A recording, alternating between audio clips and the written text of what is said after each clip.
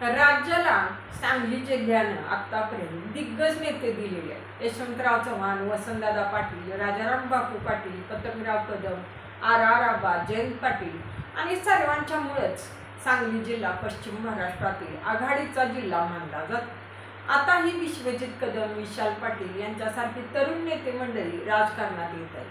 मग लोकसभा निवडणुकीनंतर होत असलेल्या विधानसभा निवडणुकीमध्ये राज्यातील सर्वात शेवटचा कर्नाटक सीमेला लागून असलेल्या आणि जिल्ह्यात सर्वाधिक विस्तारलेल्या जतमध्ये यावेळी नवीन राजकीय समीकरण उदयास येण्याची चिन्ह दिसत आहे.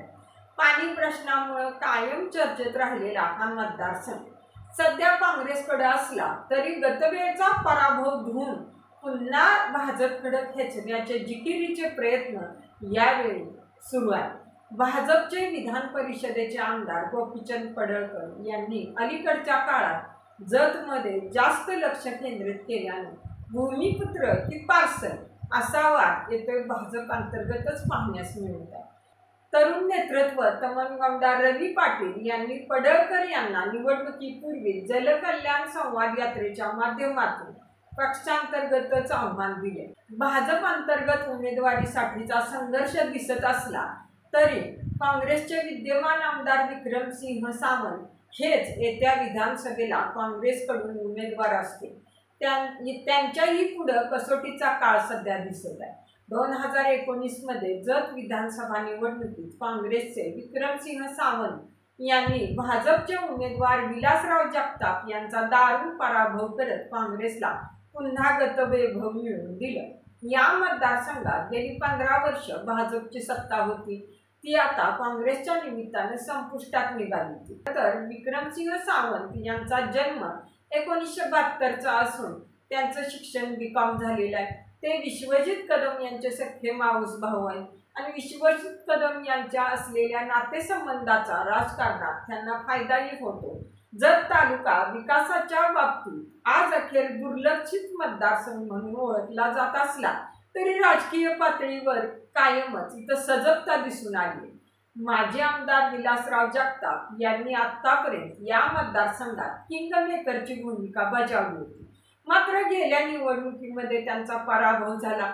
या पराभवाला भाजपचे तत्कालीन खासदार संजय काका पाटील हेच जबाबदार असल्याचा आरोप त्यांनी केला होता. त्यांना यावेळी पुन्हा उमेदवारी मिळाल्यानंतर त्यांनी पक्षत्याग करीत अपक्ष विशाल पाटील यांच्या पाठीशी राहण्याचा निर्णय घेतला. या त्यांच्या निर्णयाचे अन्य मतदारसंघावर भाजपच्या दृष्टीनं प्रतिकूल परिणाम होऊन भाजपचा लोकसभा निवडणुकीत पराभव झाला. मात्र अन्य मतदारसंघात मताधिक्य कमी असताना जतमध्ये मात्र भाजपला मताधिक्य मिळाले. असं असलं तरी भाजपकडून यावेळी विलासराव जगताप यांना उमेदवारी मिळेल असं दिसत नाही. जतमध्ये भाजपला मताधिक्य अधिक मिळण्यामागं पूर्व भागातील पाण्यापासून वंचित असलेल्या 64 गावांसाठी मंजूर झालेली विस्तारित म्हैसाळ योजना हे एक कारण तर आहेच, पण याचबरोबर काँग्रेसबद्दल मतदारांच्या मनात असलेला सुप्त रागही असू शकतो. याचबरोबर जिल्हा बँकेचे संचालक सरदार पाटील यांचा राजीनामा आणि विक्रम फाउंडेशनचे अध्यक्ष युवराज निकम यांचा राजीनामा त्यांच्या अडचणी वाढवणाऱ्या ठरण्याची शक्यता आहे. मतदारांच्या मध्ये असलेली सुप्त नाराजी, पाण्याबाबत भाजपबद्दल निर्माण झालेली विश्वासाची भावना या बाबी परिवर्तनाच्या निदर्शक मानल्या जात आहेत.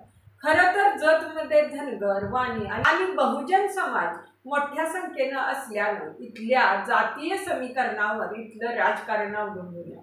शिवाय विलासराव जगताप यांनी लोकसभेवेळी भाजप विरोधी भूमिका घेऊन विशाल पाटील यांना पाठिंबा दिला.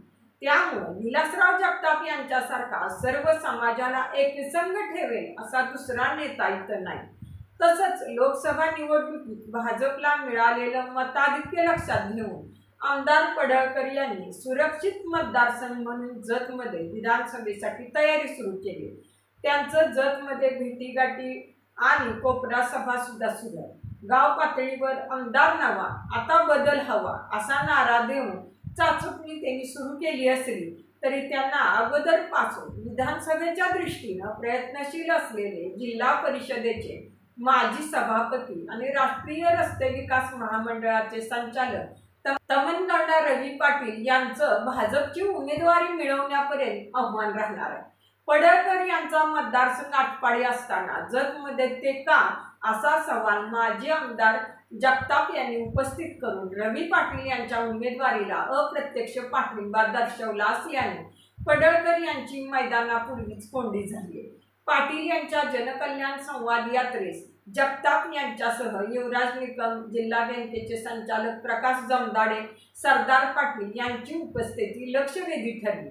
भाजप अंतर्गत असलेल्या गटातटाचा फायदा घेण्याचा प्रयत्न भाजपकडून होताना दिसत नाही।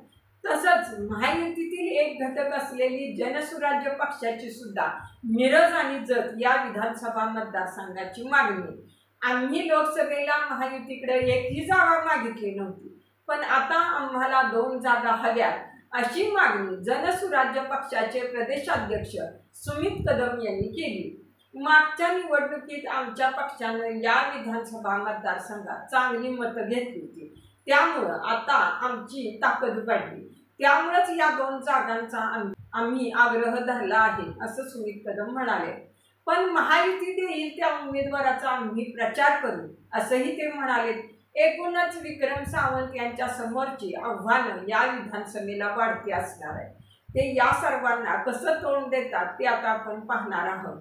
पण या सर्वाबद्दल तुमचं मत नक्की कमेंट करा आणि व्हिडिओ आवडला असेल तर लाईक करा।